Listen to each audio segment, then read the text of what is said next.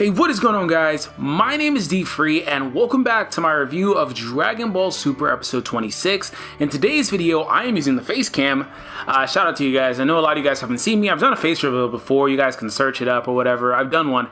But pretty much we're going to talk about episode 26, of course. And this episode really wasn't very eventful. It didn't deviate very much from, the story that the movie had in place. It's pretty much the same thing with a few minor differences and one pretty noticeable one that I did think was a good change that I want to talk about in this video today. So the episode takes place where the last one left off, with Goku fighting Frieza. The last couple episodes they've been fighting, Goku has been, he's been getting his ass kicked. Like in this episode though, they took it to another level. Like Frieza was on his savage. Seriously, Frieza was kicking that ass, and then he was like, they even came to a point where they were fighting, and Frieza he blasted him. I know you guys saw that. He was like, yo, with this, the fight's over. And Goku was like, oh, I'm glad I was able to tank that. I didn't think I'd be able to survive that blast. And I'm like, wow, Frieza is shown to be a lot more even in the series with Goku than he was in the movie. And I think that's good, it gives him more of a challenge, because in Dragon Ball Super, Goku has been getting his ass whooped in general. Like, back to the fight with Beerus, he was getting his ass whooped. And then there was even my favorite part of that entire series, of that entire arc, my bad, was when, he was fighting Beerus and he kept coming back and he kept getting knocked down. He kept coming back towards the end of their fight. And he was like, you may be a god of destruction, but don't ever try to tell me what my limits are. I was like, savage. Savage. Savage. So, that was my favorite part. So, getting back to the episode, Goku was getting his ass whipped by Frieza the whole time.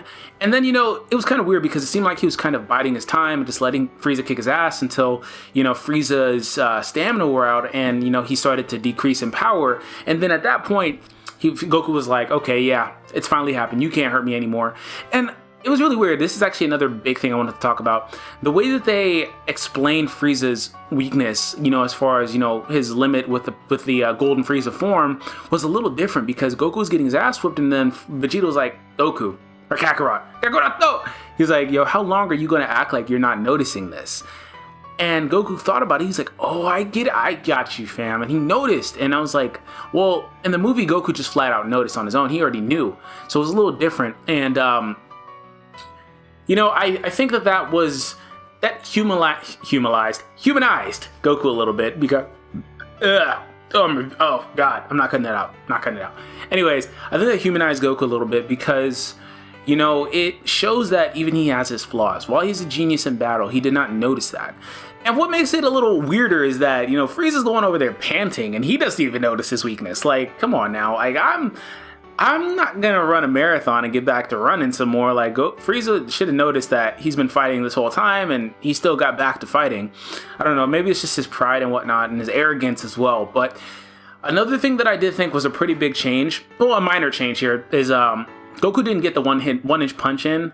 And I thought that was a good, really, really good thing that they did that in the movie. But I'm kind of missing it in the show. Like, they even incorporated it into Xenoverse. They called it like Super Shockwave or whatever. I forget what it's called. And I really like that move. Like, but a big thing that I did like in the episode was how Goku depowered. He essentially let his guard down completely whenever he got shot by Sorbet. Sorbet had a little bit more involvement in this. They showed him wrestling around behind the fight and whatnot, behind the rocks, etc.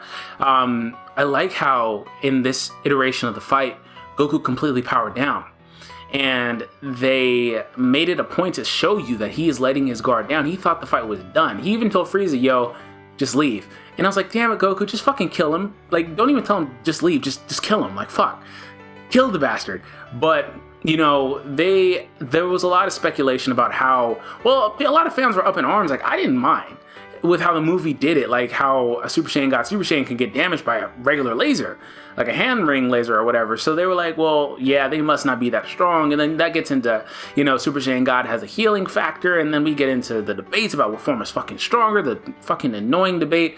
But I like how they did it in Super, because they showed his flaw in that he lets his guard down, as we stated, but also it's not as important. And in my own personal headcanon, honestly, I've always looked at these Dragon Ball Z fighters as if, while they're fighting, they've got this invisible aura up around them. And, while they've got this aura up, they're impervious to damage, or at least it knocks out minor damage. Like, say, for example, it would make more sense if Goku was Super Saiyan God. That wouldn't have hurt him, even if he let his guard down. Boom. So in the show, what they did was they made him go back base. And he's essentially dropping his power level down to 0. He's as strong as a regular human at that point. That's what they do. They're not constantly powered up. So it's like, even though his body is hardened, he's still flesh and bone. You know, he's flesh and bone. So I like that. I really do. I think that was a really good change. I don't really have a whole lot left to say. I mean, from there, the episode, next episode, Vegeta's going to step in. Frieza's about to kill him. Vegeta, you know, kind of intervened a little bit, shot a blast. Next episode, Vegeta's going Super Saiyan God. I'm not going to talk about animation.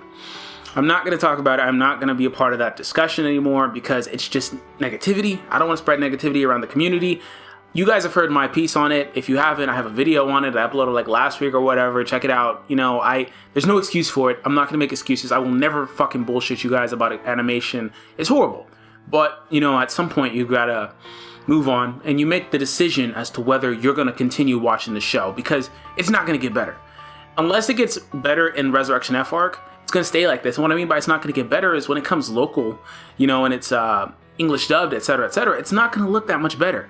They may use the Blu-ray version, but hear me when I say this. The Blu-ray version is not something that they sit there and they reanimate every single episode from start to finish. Like, they're not doing that. They're fixing the worst parts of the worst episodes. I bet you majority of episodes they are not even touching, barely touching. So, you know, it's not going to be that much better when it comes local. So it is what it is. This is Dragon Ball Super, accept it. You know, and one thing I do want to see is them explain how Vegeta became a Super Saiyan God. Listen to me.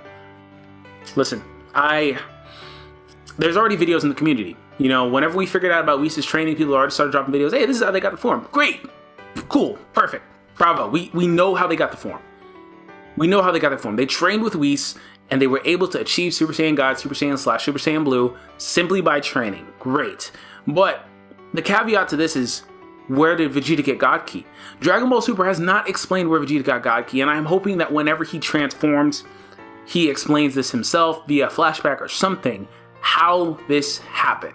Because even in the movie, he was like, oh, you weren't aware. I've been a Super Saiyan God, a Super Saiyan for years, etc., etc. He went into a little bit. I want him to elaborate because if you think about it, when Goku arrived with Whis on Beerus' planet, Vegeta was already able to sense him. It's already been stated that you need God Ki to sense God Ki, and so that means that Vegeta already had God Ki at that point. So if he trained and achieved God Ki, that's not really a godly essence in my opinion. That's more or less a mortal essence being mastered, and that's something they could have done all along if they knew about it. If they knew about the concept back in Dragon Ball, all these guys would have God Ki by now if that's all it is.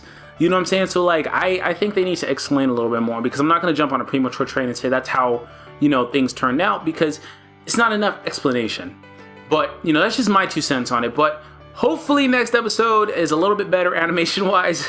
You know, we're like 1 or 2 episodes away from the Champa stuff starting, so I'm happy about that.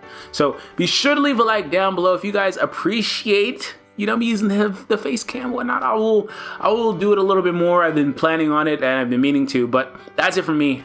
Peace out, guys.